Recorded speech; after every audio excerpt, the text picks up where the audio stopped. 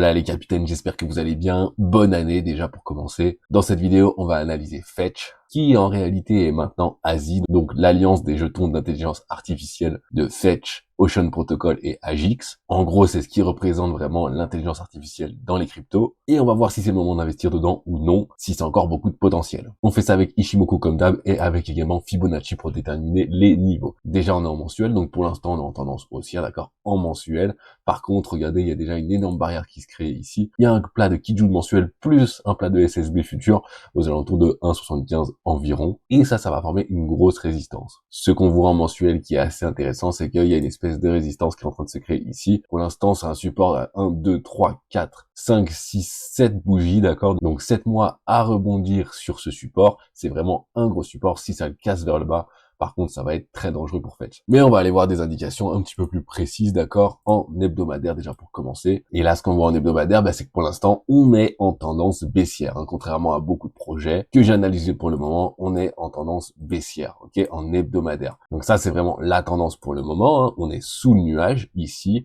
On a une dead cross ici qui nous avait averti. Donc ça, c'était en juin. Et depuis, on est parti à la baisse. On a eu des rebonds, évidemment, mais on verra ensuite les niveaux sur lesquels ça a rebondi. Pour l'instant, on a eu un indicateur de retournement. Le premier ici, hein, c'est tout simplement une golden cross, mais seulement un indicateur, ça suffit pas du tout à valider une tendance. Donc pour l'instant, on est vraiment en tendance baissière. Regardez ici, la lagging span est complètement venu rebondir sur Tenkan Kijun pour repartir à la baisse. Et pareil ici, le nuage a fait résistance, donc il y a beaucoup de résistance. Et avec Fibonacci, vous allez voir qu'il y en a encore plus que ça. Pour l'instant, aucun signal de retournement. On est en baissier, d'accord, en hebdomadaire. On est en baissier également en 3 jours. Alors en 3 jours, on est un peu plus brouillon, on va pas se mentir, c'est pas du tout construit.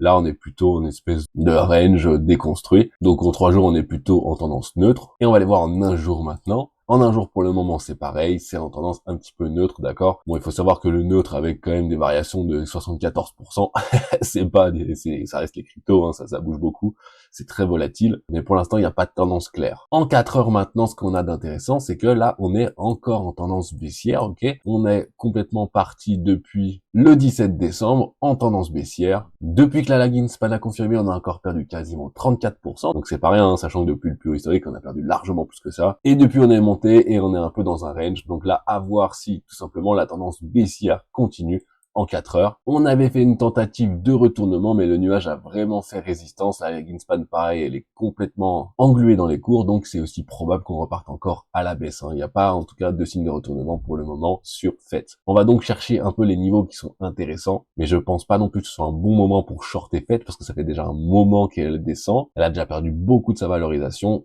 Et en plus de ça, elle est pas loin de niveau support qu'on va chercher maintenant à déterminer avec Fibonacci.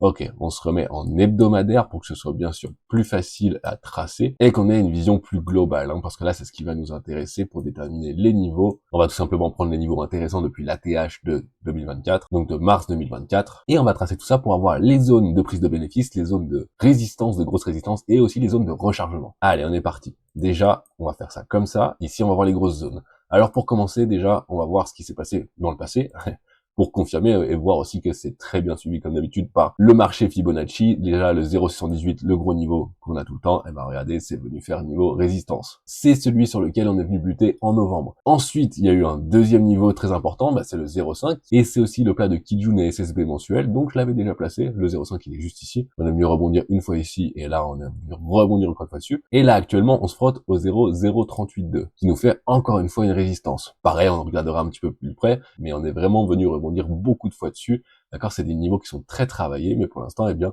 on l'a cassé à la baisse, donc le prochain niveau à aller chercher, ça va être le 0,236, d'accord, qui cette fois-ci va être un support et non pas une résistance, puisque déjà on est au-dessus, et c'est un niveau qui est plutôt vraiment de rechargement, qui se retrouve vraiment encore bien en dessous. Maintenant, on va aller chercher à mettre les niveaux qui sont encore au-dessus, si jamais, hein. Qu'est-ce qu'on peut aller chercher, qu'est-ce qu'on peut aller espérer? Et tout simplement, déjà, ce sont tous des niveaux qui ont été travaillés, donc il n'y a aucune raison que ce soit pas des résistances pour le futur. Donc en fait, il y en a quand même beaucoup. Il y a un niveau à 2,73, d'accord. Ensuite, il y a le niveau du 1, qui risque d'être un gros niveau de résistance également, juste ici. Et après, le prochain, ce sera au 1,61,8, ce qui sera vraiment le gros niveau résistance, d'accord. Donc déjà, quand on regarde comme ça, en 2 secondes, ça fait quand même un niveau support et beaucoup de niveaux de résistance. Donc pour l'instant, on est embourbé dans fait. S'il y a des annonces et tout, ça peut partir très vite, mais pour l'instant, c'est quand même pas la crypto qui a le plus le vent en poupe. Ça a déjà bien pété fin d'année dernière et début d'année cette année. Je ne pense pas que ce soit celle qui a le plus de potentiel. Au niveau des zones intéressantes, on va voir les zones de rechargement qui vont être ici, sur la moyenne mobile 100, plus en dessous le support, d'accord. Donc ça, une grosse zone de rechargement qui peut être très intéressante, qui était déjà visible ici, hein, qu'on aurait pu déterminer avant seulement avec Fibonacci. Donc là, c'est une grosse zone support de rechargement, ok. Et maintenant, on va déterminer les zones de prise de bénéfices possibles. Donc on voit déjà que ça rebondit pas mal de fois. Donc il y a une zone qui est pas très loin, hein, c'est la zone du 0,618, ok, de prise de bénéfices. Elle est quand même facilement atteignable si les choses se passent bien, qu'on n'a pas de crash de marché, sachant qu'en plus on a un twist ici, donc il y a une résistance. Donc si les cours montent très vite, au niveau du 15 janvier à peu près, donc c'est une zone de résistance faible, donc c'est probable hein, qu'on passe ici également, qu'on remonte, et ça nous fait quand même à peu près un 60% de gain, ce qui est déjà pas mal. Ensuite, la deuxième zone intéressante, ça va être juste sous les 1, d'accord. Donc c'est probable qu'on vienne rebondir ici ensuite, si jamais on monte jusqu'ici. Là, on aura une grosse zone de résistance, et la suivante, la dernière, qui sera bien plus haute, elle sera ici pour moi, sur Fetch. Ça m'étonnerait qu'on aille beaucoup plus haut. Il y a eu déjà des gros multiples, hein. Donc ça m'étonnerait qu'on aille bien plus haut. Ok, donc ça c'est aux alentours de 5,50, 5,60. Par rapport à aujourd'hui, ça nous fait quand même un x4, x4,5, d'accord. Donc c'est pas rien du tout, sachant qu'il y a déjà eu des énormes profits qui ont déjà été réalisés. Regardez ce qui s'est passé là depuis le bas, hein, si on compare depuis le bas, et encore c'est pas le dernier bas, mais imaginons depuis août 2023, ben voilà, ça fait déjà un x26. C'est déjà monstrueux. On récapitule les gros niveaux. Niveau de rechargement en dessous de 1 et jusqu'à 0,85.